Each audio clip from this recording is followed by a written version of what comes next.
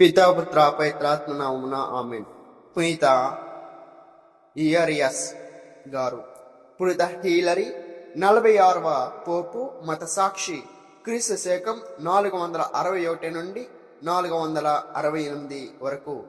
పునీత పెద్ద లియో పోపు గారి పిమ్మట పునీత హీలరీ క్రీస్తు శకం 461 నవంబర్ 19వ తేదీన 46వ పోపుగా రోమ్ అగ్ర పీఠాధిపత్యాన్ని వహించారు. వీరు సార్దనీయ పౌరుడు. వీరి తండ్రి క్రిస్టినాస్. ఎఫెస్ నగరంలో జరిగిన క్రైస్తవ మహాసభలకు పోప్ 1వ లియో గారి ప్రతినిధిగా పంపబడిన వారు పునీత హీలరీ గారే. అయితే వీరి సమావేశంలో అలెగ్జాండ్రియా పేట్రియార్క్ అనగా ప్రధాన కాపరి, ప్రధానాధికారి వారి అభిప్రాయాల్ని నిర్మోహమాటంగా వ్యతిరేకించడంలో హీలరీ గారిని చంపేందుకు కుట్ర జరిగింది. కానీ అది విఫలమైంది. పునీత హీలరీ గారి పాలన చాలా వరకు ప్రశాంతంగానే జరిగింది.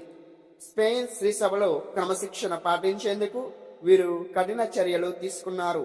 క్రీస్తు శకం 465 నవంబర్ 19వ తేదీన పునీత మేరీ మేజర్ దేవాలయంలో రోమ్ నగరంలో వీరా నిర్వహించిన మత విషయాలక మహాసభలను క్రైస్తవ శ్రీసభకు సంబంధించిన పలు కీలక నిర్ణయాలు తీసుకోవడం జరిగింది.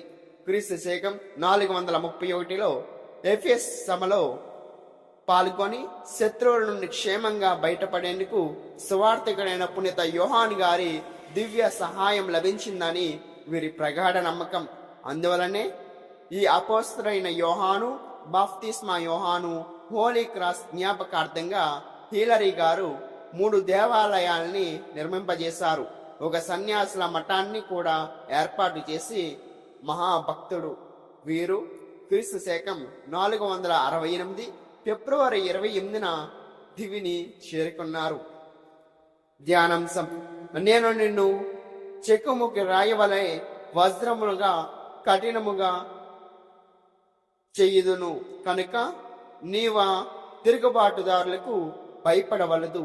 ఎజెస్కేలు గ్రంథము 3వ అధ్యాయము 9వ వచనము.